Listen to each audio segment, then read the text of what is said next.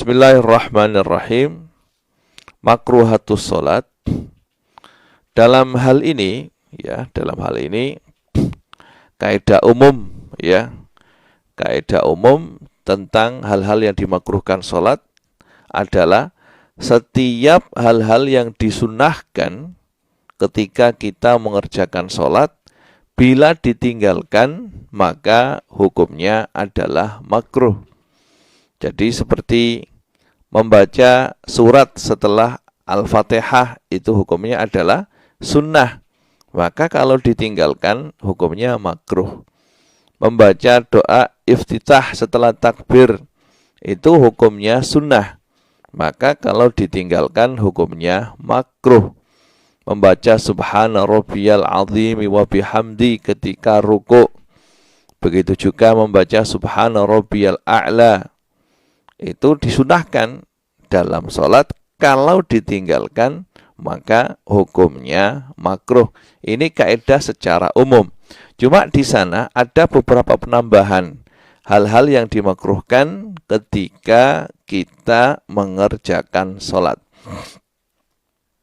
Yang pertama adalah al-iltifatu fis sholati bil aini illa lihajatin, yaitu menoleh ketika kita dalam keadaan sholat. Bil unuk, menolehnya itu dengan pakai leher ya, tidak pakai dada. Posisi dada masih tetap stabil menghadap ke kiblah. Menoleh dengan leher ke kiri atau ke kanan, itu hukumnya makruh kecuali ada keperluan.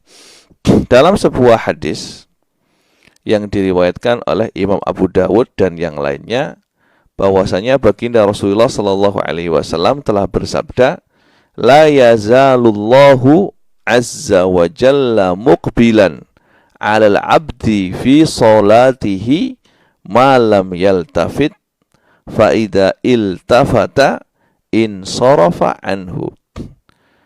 Allah Subhanahu wa ta'ala selalu menghadap kepada hambanya ketika hambanya melakukan sholat. Malam yaltafit, selagi hamba itu belum menoleh. Faida iltafata, jika hamba itu menoleh, maka Allah berpaling darinya. Maka setiap orang yang melakukan sholat harus benar-benar khusyuk. Karena ketika kita dalam sholat, Allah Subhanahu wa ta'ala menghadap kepada kita. Ya, selagi kita khusyuk, posisinya khusyuk dan menghadap ke kiblat atau menghadap ke tempat sujud, maka Allah menghadap kita. Selagi kita belum menoleh, kalau kita menoleh maka Allah berpaling dari kita.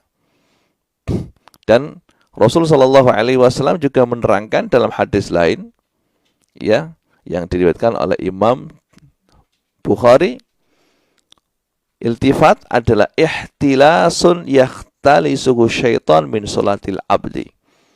Adalah sesuatu kekurangan atau sesuatu yang dicuri oleh setan dari sholatnya seorang hamba. Jadi karena menoleh itu adalah bisa membuyarkan fokus kita untuk khusyuk, sehingga menoleh itu dimakruhkan. Maka diibaratkan sama baginda Rasulullah Shallallahu Alaihi Wasallam, kalau seseorang itu menoleh ketika sholat, seakan-akan sholatnya itu dicuri oleh setan. Maka ketika kita sholat harus khusyuk, menghadap ke arah kiblat atau menghadap melihat ke arah tempat sujud. Itu tadi kalau menolehnya itu tanpa ada keperluan. Tapi kalau menolehnya itu ada keperluan, ya, yang harus, maka tidak dimakruhkan. Seperti dalam suatu kejadian, bahwasanya Rasulullah Shallallahu Alaihi Wasallam seperti yang diriwayatkan dalam Sunan Abi Dawud dengan sanad yang sahih, bahwasanya Rasulullah Shallallahu Alaihi Wasallam ketika sholat menoleh ke gunung. Karena ketika itu Nabi Shallallahu Alaihi Wasallam sedang mengirim pasukan untuk menghadapi musuh, dan Nabi ketika itu takut ada musuh menyerang mendadak, Sehingga ketika itu beliau sampai menoleh ketika beliau sholat. Ini untuk mengajarkan kepada umatnya bahwasanya dalam keadaan yang genting seperti ini tetap wajib sholat, dan diperbolehkan dalam keadaan seperti ini untuk menoleh jika ada suatu keperluan yang harus dilakukan. Itu tadi menolehnya dengan leher ya, dan posisi dada masih menghadap ke kiblat. Kalau menolehnya itu bersama dengan dadanya sehingga dadanya ini berpaling dari kiblat, maka otomatis sholatnya batal. Ya, sholatnya batal karena dia telah meninggalkan istiqbalul kiblah. Istiqbal kiblah ya. Jadi ketika seseorang itu posisinya posisinya berdiri dalam sholat atau duduk, maka dadanya harus menghadap kiblat. Adapun melirik, ya tadi itu noleh ya. Adapun melirik, maka tidak apa-apa, tidak dimakruhkan ya. Karena dalam suatu kejadian baginda Rasulullah Shallallahu Alaihi Wasallam seperti dalam Sunan Ibnu Hibban, ya, Rasulullah Shallallahu Alaihi Wasallam melirik ketika ada seseorang melakukan sholat, dia membungkuk dan tidak meluruskan punggungnya, maka dilirik oleh Nabi agar dia sholat dengan lurus ya. Itu dalam Sunan Ibnu Hibban ya. Kemudian setelah itu Nabi mengingatkan sahabat tersebut, la sholata liman la yuqimu sholbah. Tidak ada sholat yang sempurna, yang sah jika seseorang tidak meluruskan punggungnya. Maka Nabi ketika ingin mengingatkan sahabat tersebut, beliau meliriknya, dan itu tidak apa-apa. Karena yang dimakruhkan adalah menoleh dengan leher. Itu yang pertama. Yang kedua, hal yang dimakruhkan dalam sholat adalah mengangkat pandangan ke langit, ya, mendongak. Ya, itu dimakruhkan. Seperti dalam hadis yang diriwayatkan oleh Imam Bukhari dari sahabat Anas radhiyallahu anhu, bahwasanya baginda Rasulullah sallallahu alaihi wasallam telah bersabda, "Ma balu aqwamin yarfa'una absarahum ila sama'i fi salatihim. Summa qala la yantahunna an dzalik aw la tukhtafanna absaruhum." Rawahu Bukhari wa Muslim. Jadi suatu ketika Nabi melihat beberapa orang itu ketika sholat mendongak, mengangkat pandangannya ke langit. Maka Nabi mengatakan, ada apa orang-orang itu mengangkat pandangan mereka ke langit mendongak? Ada apa mereka mengangkat pandangan mereka ke langit ketika sholat? Dan Nabi mengatakan, layan tahunna, hendaknya mereka berhenti, benar-benar berhenti dari itu. Aula tukhtafunna absaruhum, atau pemandangannya akan buta, akan dicabut oleh Allah Subhanahu wa taala. Ini larangan dari baginda Rasulullah sallallahu alaihi wasallam. Jangan sampai ketika kita salat kita mendongak ke atas, karena itu akan membuyarkan fokus kita untuk khusyuk ketika kita dalam salat. Kemudian hal berikutnya yang dimakruhkan adalah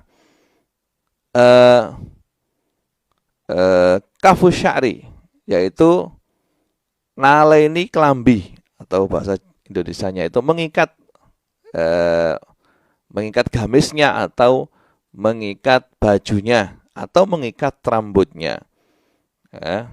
Karena Rasulullah Shallallahu Alaihi Wasallam seperti dalam hadis yang diriwayatkan oleh Imam Bukhari dan Imam Muslim,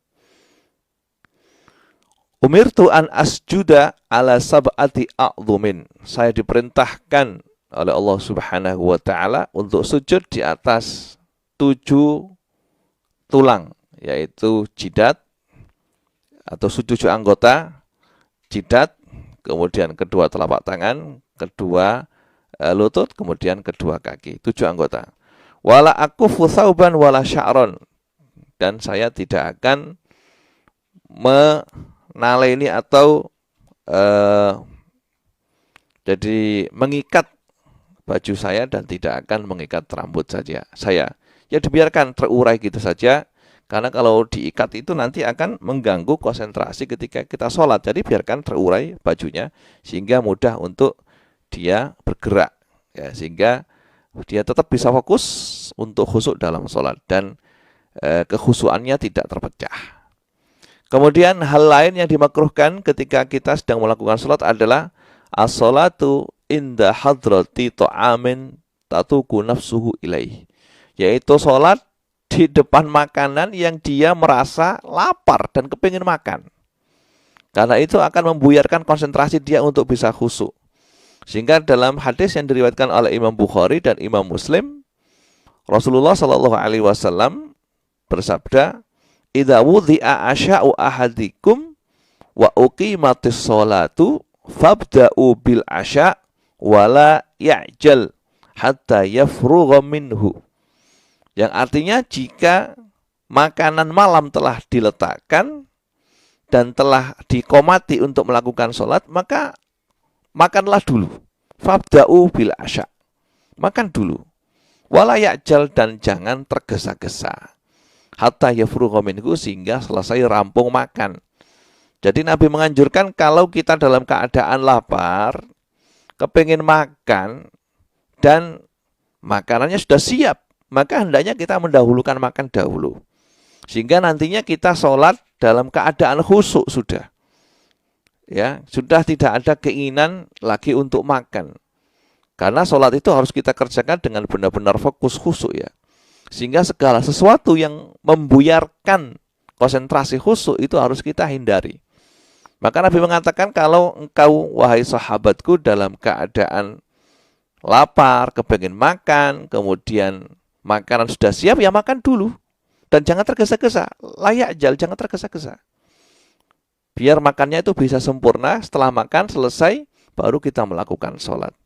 Ini adalah anjuran dari baginda Rasulullah Sallallahu Alaihi Wasallam agar ketika kita melakukan sholat itu benar-benar bisa setenang mungkin, ya setenang mungkin. Kalau tidak tenang itu tidak akan bisa khusyuk dengan baik.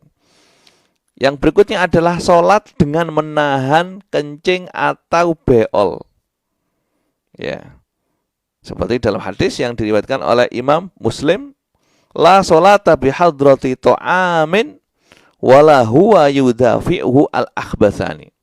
Tidak ada sholat yang sempurna di depan makanan, ya tadi itu, dan tidak ada sholat yang sempurna kalau seseorang itu menahan apa? Menahan kencing dan menahan hajat, menahan beol. Jadi harus, ya jangan sampai kalau kita sudah komat terus mau kencing, ya kencing dulu saja. Atau mau ke WC untuk buang hajat, ya buang hajat dulu saja. Jangan sampai kita perutnya mules terus kita sholat dulu. Nanti hal itu kita akan melakukan sholat dengan tergesa-gesa ya. Maka Nabi menganjurkan bahwasanya kalau sholat itu jangan sampai menahan kencing dan menahan beol. Karena itu akan merusak konsentrasi seseorang ketika melakukan sholat. Kemudian yang berikutnya adalah yang keenam, sholat dalam keadaan ngantuk yang luar biasa. Jangan sampai kalau kita dalam keadaan ngantuk ya luar biasa, ya tidur dulu kemudian nanti sholat. Kecuali kalau waktunya sudah mepet ya.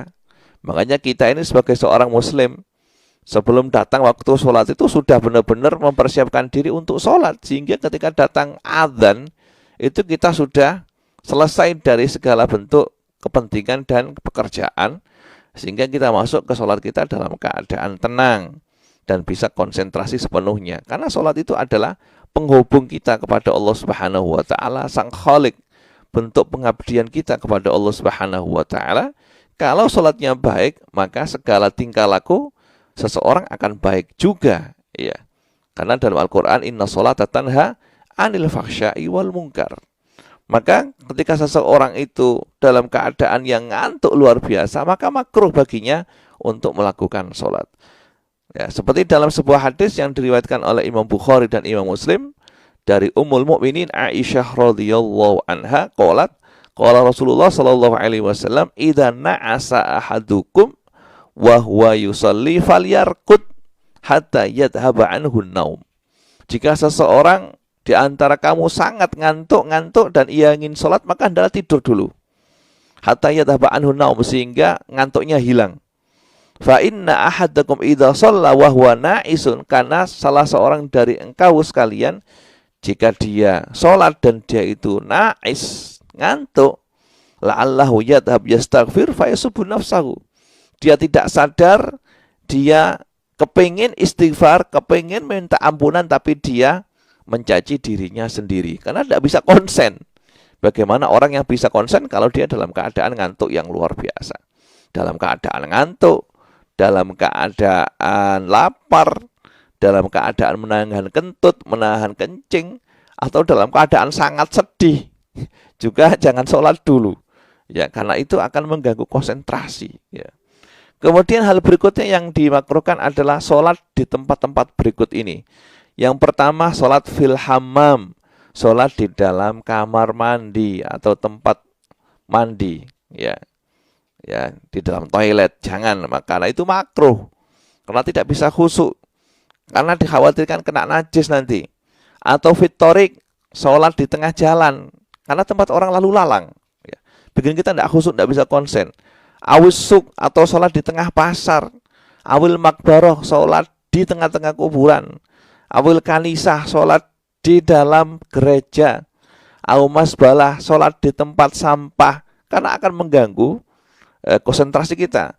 Wa atonul ibil, dan sholat di kandangnya onta, karena ya otomatis kandangnya onta itu kan rame, nanti kena najis, nanti ontanya akan berot, sehingga kita nanti terlindas dengan kakinya onta. Ya, ini semuanya kita dilarang oleh baginda Rasulullah Shallallahu Alaihi Wasallam untuk sholat di tempat tersebut. Dalam sebuah hadis yang diriwayatkan oleh Imam Tirmidzi, bahwasanya nah Rasulullah Shallallahu Alaihi Wasallam anis sholat fil mazbalah. Nabi melarang kita untuk sholat di tempat sampah, wal mazjarah, dan tempat jagal, wal makbarah, dan sholat di kuburan, wa qari'ati thariq, dan sholat di tengah jalan, wa fil hammam, dan di dalam toilet, wa fi ma'atinil ibil, dan di tempat kandangnya onta, wa fawqa dhuhril bait, dan di atas Ka'bah. Ini hadis yang menerangkan tempat-tempat yang mana makruh kita melakukan sholat di tempat tersebut, ya. Kenapa hal-hal yang telah saya sebutkan tadi dilarang? Karena hal-hal itu semua bisa membuat kita tidak bisa khusyuk, membuyarkan konsentrasi kita untuk fokus dalam sholat kita. Karena sebagaimana yang kita terangkan kemarin, seseorang itu jika ingin melakukan sholat, maka hendaklah dia masuk kepada sholat dengan giat, ya, dengan giat, rajin, dan dengan hati yang kosong dari segala bentuk urusan, sehingga nantinya kita bisa masuk sholat dengan khusyuk, dengan fokus untuk sholat kita, sehingga sholat kita benar-benar bisa kita lakukan dengan semaksimal mungkin, sebaik mungkin, karena sholat adalah ibadah yang paling utama, ya. Yang paling utama adalah sholat. Kalau sholatnya baik, maka segala sesuatunya akan baik pula. Ini yang bisa kami sampaikan untuk kajian pada pagi hari ini. Mudah-mudahan bermanfaat, dan mudah-mudahan Allah Subhanahu wa taala selalu memberi taufik dan hidayah kepada kita sehingga kita bisa mengamalkannya dengan sebaik mungkin. Nas'alullah Subhanahu wa taala ayaj'ala ilmana ilman nafi'an wa aj'ala ilmana hujjatan lana la hujjatan alaina, wa sallallahu ala sayyidina Muhammadin wa ala alihi wa sahbihi wasallam. Subhana rabbika rabbil izzati amma yasifun, wa salamun alal mursalin, walhamdulillahi rabbil alamin. Summa assalamualaikum warahmatullahi wabarakatuh.